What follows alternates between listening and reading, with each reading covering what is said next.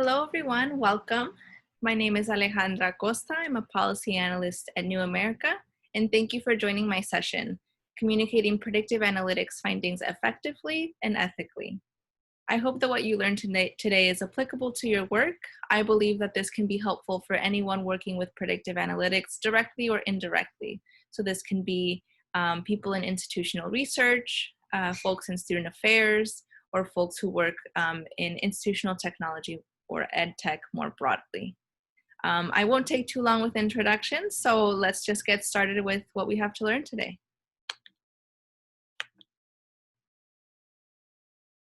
Great. So our goal for this session is to learn about behavioral science concepts that can help you translate your data and make it actionable for folks who may not be as data savvy as you are.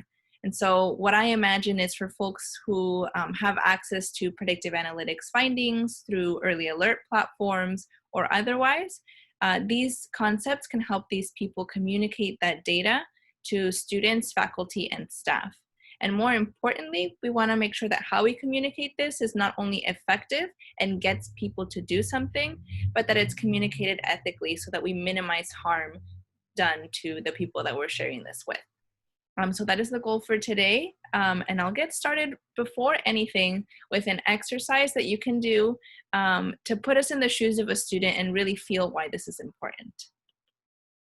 So I want you to imagine that you are a student. Imagine that you have just started at a new institution and you've had a little bit of a rough time adjusting to this new campus. But you've done as well as you can. You've really tried. You've tried to break some of your bad habits, done study groups, gotten help whenever you need it, and tried to manage your time. But regardless, you've gone through a bit of a rough time with your first round of midterms. You're juggling a couple of jobs to make ends meet. Again, that transition is rough, and particularly before one of your midterms, you actually had some news come from back home that put you in a headspace or a mentality where you were a bit stressed out during your midterm. But you did the best that you could, and now it's about a week and a half later, and you're waking up to your phone buzzing, and you look at your phone, still a little bit sleepy, and you see that you have this message on your phone, and it's a bit startling. The message says, urgent. Due to currently failing grades, you are not on track to graduate. Schedule an appointment with your counselor immediately to remedy the situation. Well, how do you feel now that you know that you've had this really rough time with midterms and adjusting to this new campus, and you wake up to this message? What are some of the initial reactions that you're getting from this? One thing that I would feel is, first I would think, well, who the heck is this? Like, I don't know who I'm getting this message from. And the other thing I would think is, how do they know what my grades are? And finally, what I would feel is all the insecurities that I've had during my midterms and my transition to this campus, is I would feel like this message is confirming my biggest fear. And my biggest fear was that I wasn't meant for college, that I'm not college material. And now somebody, I don't know who, but somebody is telling me that and confirming that. I guess I just wasn't meant for college after all.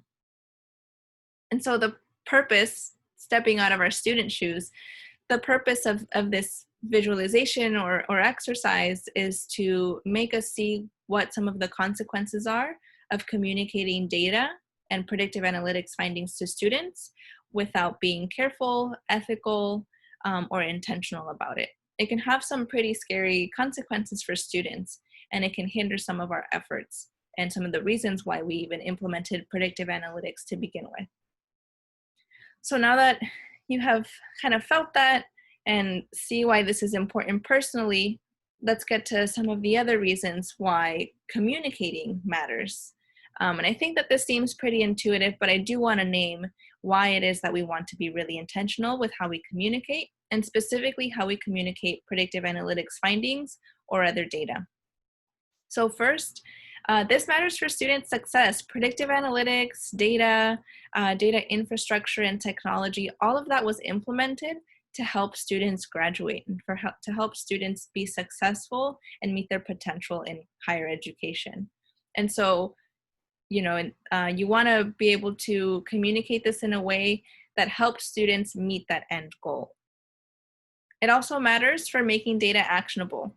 Some of you watching this video may be data pros, maybe technology pros, but a lot of other people, and maybe including myself, are not data pros. And so we need to bridge that gap between the two groups of people so that all the rich information and knowledge that you have from your data is communicated in an understandable way to other folks who can then take action.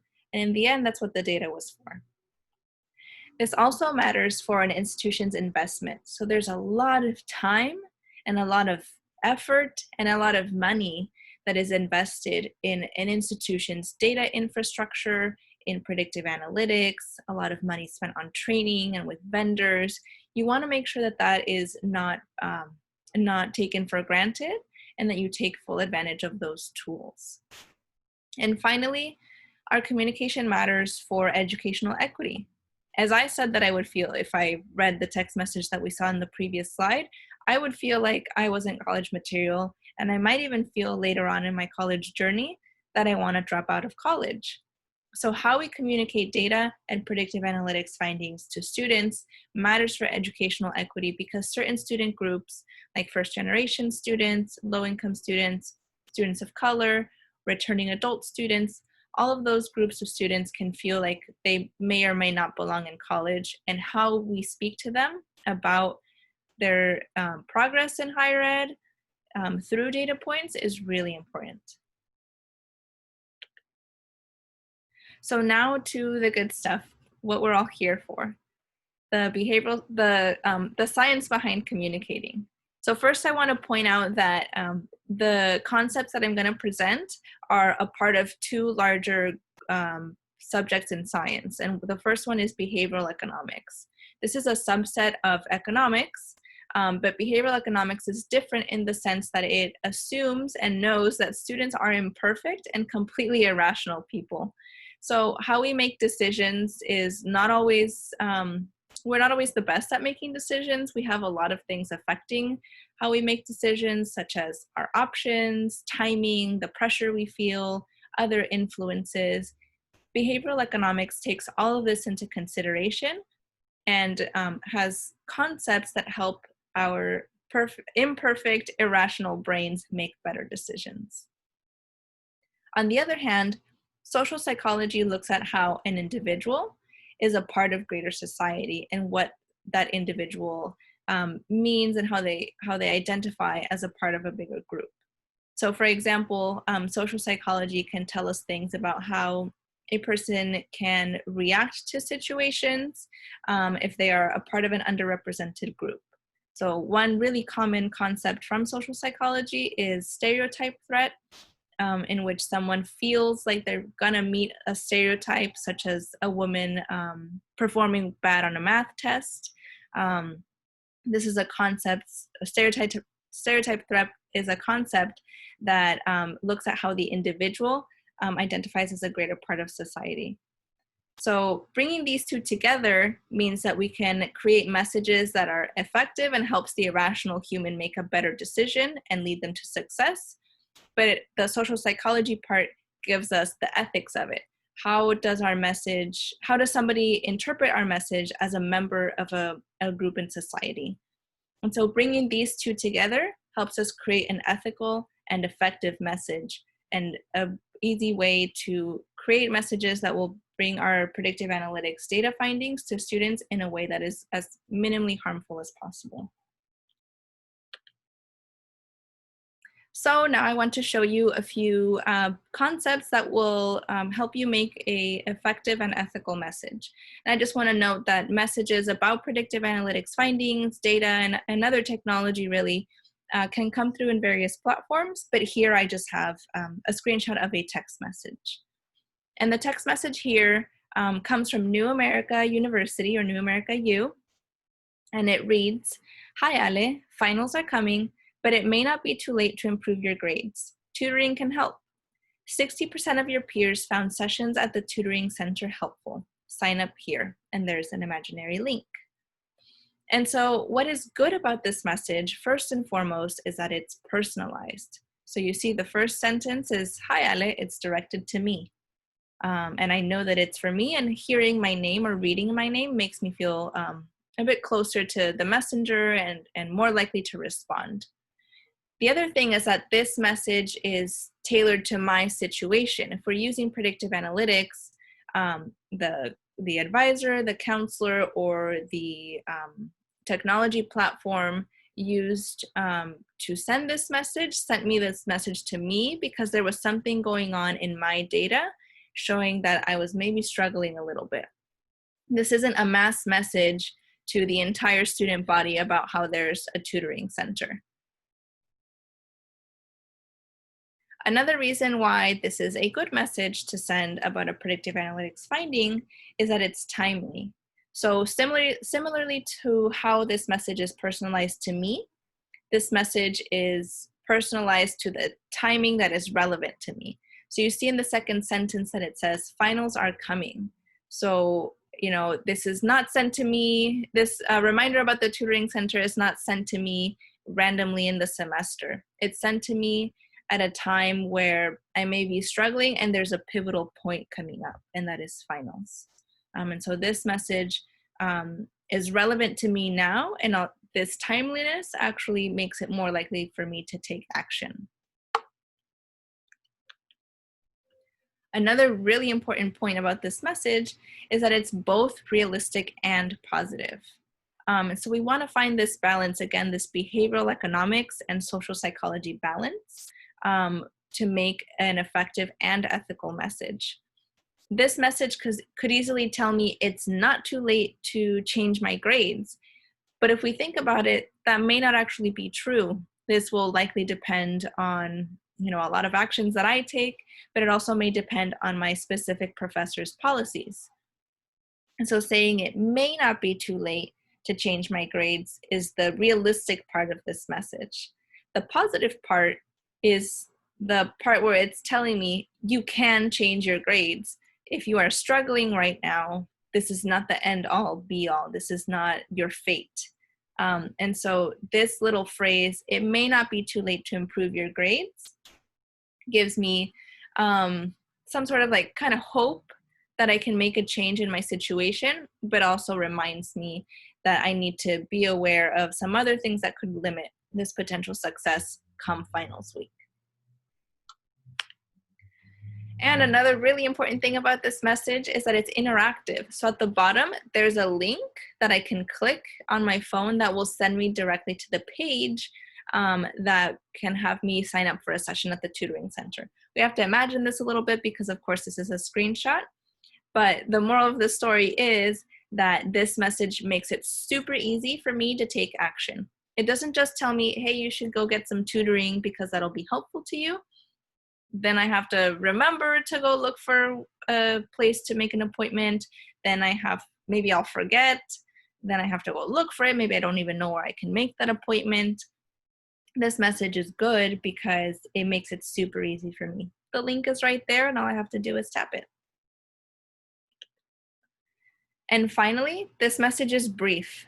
Nobody has time to read 5 text messages from you or a super long email listing all of the resources on campus that I can use if I'm struggling. This message is brief and to the point, and maybe that is the most important thing that you can walk away with today. Now, there also may be a lot of reasons why messages may not work. You can say, well, Alejandra, I implemented all of the behavioral science concepts that you told me to, but things still aren't working. We even have a super fancy predictive analytics model. Our data is super clean. What's going on? I did everything right. Well, I'm going to share 3 reasons why your messages may still be failing to take the data and having students actually take action. And so the first one is that you may not have conducted enough population analysis. And what I mean by that is that, there are all these behavioral science concepts that can help us create effective and ethical messages, but in the end, we are talking to a particular audience, and that particular audience is our students. So we need to do a lot of the background work before we actually send messages to learn about what our students react best to, what are some of their sensitivities, what platform or modality do they prefer for communication? All of those things are really important. And if we didn't pay attention to those initially, it can be kind of a waste of time to be sending messages without actually knowing if our students will react positively to them. You can check this by having your student intern check a message. You can have focus groups and advisory board. Little things like that can be really helpful to make sure a message is effective. Messages can also fail if people don't know the person or the entity who they're receiving the message from. So think about when you get a random text message or an email from a sender that you don't recognize. You're unlikely to open it, you're unlikely to read it, you're unlikely to do anything related to that message. So make sure that when you're sending a message to a student about predictive analytics findings, that it's coming from an entity that they know and trust. This may be a counselor, it may be the counseling center, it may be the school mascot, it may be something else. But just make sure that it's coming from someone or something that students have a connection to, because that makes them a lot more likely to respond and take action. That way your data isn't just sitting anywhere in some sort of hidden chest, it's actually helping people take action and take another step towards graduation. And finally, messages may not work for a reason that's completely unrelated to data and the message. You can have, like I said, perfect data, perfect messages, but if things aren't changing at your institution, that can make it really hard for these things to be effective. So one example is in the screenshot of the text message that we saw earlier. This message was telling me that I should probably go make an appointment at the tutoring center. Well, let's say I clicked that link and I went to go make an appointment, but I saw that there aren't any appointments left. There aren't any appointments available for like 2 or 3 weeks. And by the time 3 weeks come around, it's already finals week. And it wouldn't really be helpful to me to have a session at the tutoring center when it's already finals week. Like that was kind of a waste of time and it was too little too late. It could be that there weren't enough appointments at the tutoring center because there isn't enough capacity there. And so this is more about how an institution needs to change their systems or structures so that what we're telling students to do is actually possible. So that's what I have for you today in this session. And just a few things to remember that you should take away from this session. So first and foremost, communication is key to taking full advantage of data and technology, and specifically predictive analytics. You can have everything right, but if you're not communicating the data effectively to students or to faculty and staff that are going to engage with students, then it's really difficult to take action and you're not actually going to see any change that you were hoping for. You should also remember to use behavioral science and human feedback to help you. So there's a lot of research in behavioral science, lots of concepts in behavioral economics and social psychology that you can use. And you can also use the people around you to help you create an effective message. I think one thing that's important for us to know at institutions is that we have a lot of silos. And so breaking down those silos and working with people who are in institutional research, who are in communications, who are in student affairs, using that human capital to create an effective message is going to make it more likely that your students take action. And finally, remember to balance effective and ethical communication. I know we're really tempted to do whatever it takes to have students go see their counselor or study more, but remember that how we talk to people has real consequences. And so we need to make sure that our messages, especially about predictive analytics, are not just effective, but they're also ethical and minimize harm to students. This can have really real effects on their quality of education and their likelihood of staying enrolled. So these are the 3 things that I hope help you kind of summarize everything that we learned today. That is what I have to share with you. And I'm so thankful that you watched my session here today on communicating predictive analytics findings effectively and ethically. I invite you to look at the resources that I uploaded, see my contact information to supplement what we learned in this session. Again, thank you for attending, and I hope that you enjoy the rest of your time at EDUCAUSE.